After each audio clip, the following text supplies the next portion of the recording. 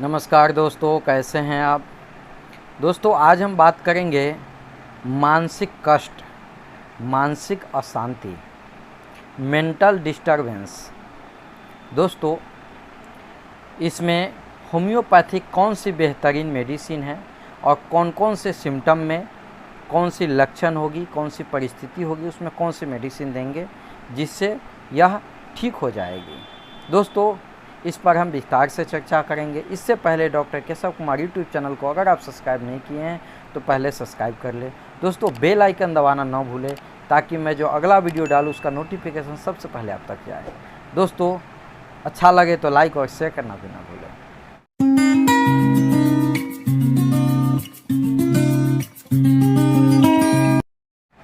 चलिए दोस्तों, तो अब हम बात करते हैं मेंटल डिस्टरबेंस, मानसिक अशांति क्या है। दोस्तों मानसिक अशांति एक प्रकार से जिसे पागलपन कहेंगे, लेकिन यह अलग अलग परिस्थिति में हो सकता है। जैसे कुछ ऐसी महिलाएं हैं जब वो गर्भवती हो जाती है, इसके बाद उनका माइंड डिस्टर्ब हो जाता है, वो अपने आप से बाहर हो जाती है, उनका माइंड कंट्रोल में नहीं रहता है, वह पागलपन की स्थिति में आ जाती है। दूसरा, व्यक्ति जब कोई नशा कर लेता है इसके बाद वो अपने आप से बाहर हो जाता है, उसकी पागलपन बढ़ जाती है और वह अपनी मानसिक संतुलन खो बैठता है। जैसे आजकल के समय में सबसे ज़्यादा देखा जा रहा है कि लोग नशा, गांजा, चरस, अफीम, बहुत सारा नशा है, तरह तरह के लोग नशा करते हैं और नशा की वजह से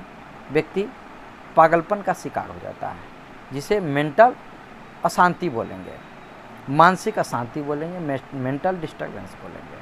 दोस्तों आज हम इसी पर चर्चा करेंगे। इसमें हम बात करेंगे सर्वप्रथम कौन सी मेडिसिन कौन सी परिस्थिति में काम करेगी। दोस्तों आप ध्यान से पूरा वीडियो सुने।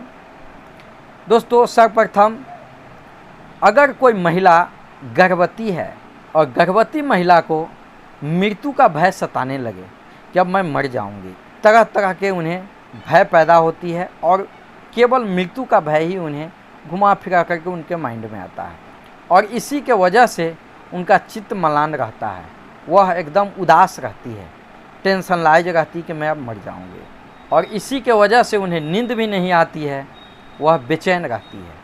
इसके लिए दोस्तों एको नाइट 30 पोटेंसी में आप 2-2 बूंद सुबह शाम लगातार उसे दे, वो ठीक हो जाएगा। दोस्तों इसके लिए बहुत बेहतरीन दवा है। नेक्स्ट, मलान चित्त, जिसके जीवन में अंधेरा ही अंधेरा दिखे, अब उसे दूर दूर तक कोई उजाला नज़र नहीं आ रही है, उसे ऐसा लग रहा है कि मेरी जीवन अब ख़त्म हो चुका है, मेरे जीवन में कोई अब सुख और विकास अब नहीं होने वाला है, उनका जीवन अब समाप्त नज़र आ रहा है और इसी के वजह से वो हमेशा दुखी रहते हैं और यह दुख से उबरने का उन्हें कोई रास्ता नज़र नहीं आता है। उन्हें यह लगता है कि मेरी यह मुसीबत अब समाप्त नहीं होने वाली है और इस मुसीबत से अब हम कभी उबर नहीं सकते हैं। इस तरह के अगर कोई रोगी हो उनके लिए रेक्टिया रेसिमोसा, सिमिसिफ्यूगा, रेसिमोसा भी बोलते हैं, तो सिमिसिफ्यूगा रेसिमोसा 30 पोटेंसी में 2-2 बूंद 3 टाइम लगातार उपयोग करें, इनके लिए बहुत बेहतरीन है और वो धीरे धीरे ठीक हो जाएंगे। नेक्स्ट, मानसिक पीड़ा, दिल टूट जाए, जैसे उन्हें कोई गाली दे दिया हो या परिवार में इस तरह के कोई अपव्यवहार हो गया हो उनके साथ, उनका दिल टूट गया है, उनका चित्त टूट गया है, अब उनको किसी से कोई लगाव नहीं रहता है और वो व्यक्ति अत्यंत हतोत्साह हो चुका है कि अब मेरा कोई नहीं है, अशांत चित्त रहता है, वो हमेशा यही सोचते हैं अब कि मेरा कोई है ही नहीं और अशांत चित्त के वजह से मानसिक उत्तेजना में कोई रात भर करवटें, दिन भर करवटें बदलते रहते हैं, उसी में थोड़ी नींद आती है नहीं तो नहीं आती है और आहें भरते हैं और रोते रहते हैं, उन्हें अब कुछ अच्छा नहीं लगता है।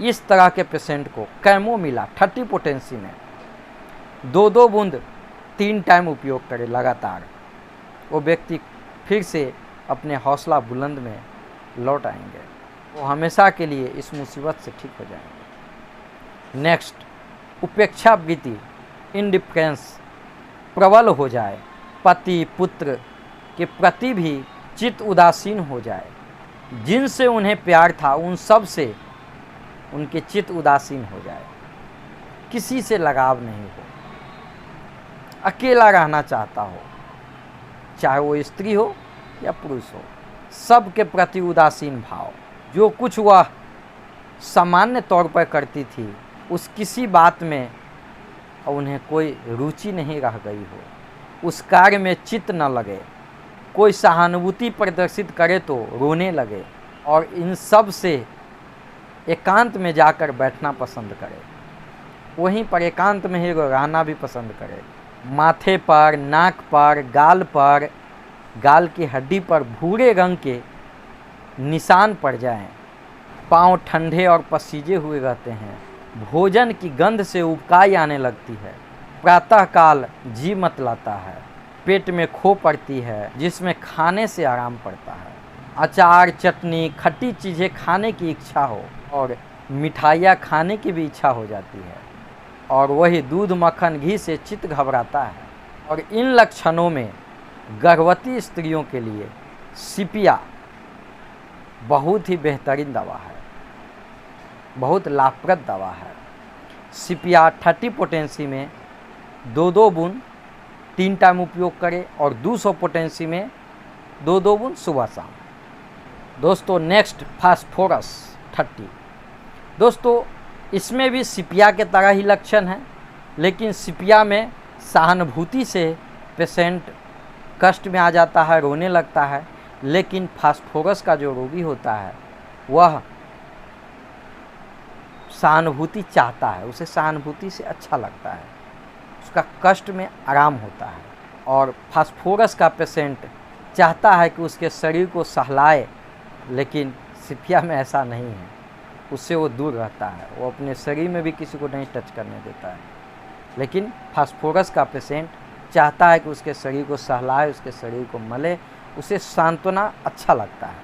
फास्फोरस की जो लक्षण है वो दूसरे के कष्टों से ही वह दुखी रहता है। वही सिपिया का पेशेंट है वो अकेला में रहना पसंद करता है, लेकिन फास्फोरस का पेशेंट अकेला में रहना बिल्कुल पसंद नहीं करता, उसे डर लगता है अंधेरा से, वो चाहता है कि हमेशा 10 के बीच में रहूं।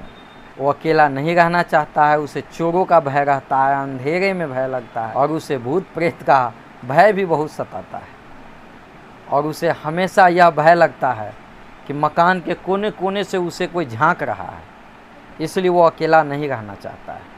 और फास्फोरस प्रायः लंबी, पतली, बड़ी बड़ी भौं वाली, कोमल सुंदर बालों वाली स्त्रियों के काम की है। और इसका एक और बहुत बड़ा लक्षण है कि यह गर्म चीज़ नहीं खा सकती है। यह रोगी जो फास्फोरस का होता है उसे गर्म चीज़ नहीं पसंद पड़ता है, और वह अपने शरीर के अंदर नहीं रख सकता है, वह उल्टी कर देता है। चाहे चाय हो या गर्म पानी हो या गर्म जो भी वस्तु है, मांस है, ये सब वह नहीं पचा सकता है। चलिए दोस्तों, दवा भी बहुत है, लक्षण भी बहुत है। आज के लिए बस इतना ही। दोस्तों अच्छा लगे तो लाइक और शेयर करना ना भूलें। धन्यवाद।